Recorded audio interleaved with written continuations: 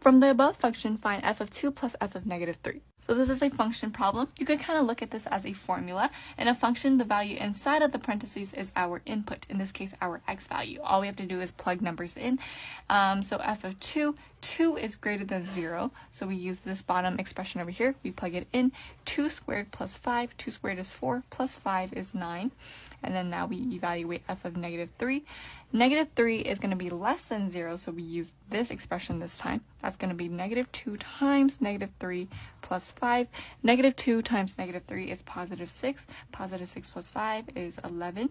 And then since we're adding the two functions up, we just add up these two numbers together, giving us 9 plus 11 is equal to 20. And that is going to be our answer. Most of the time, though, you will see functions written in f of x is equal to just one expression.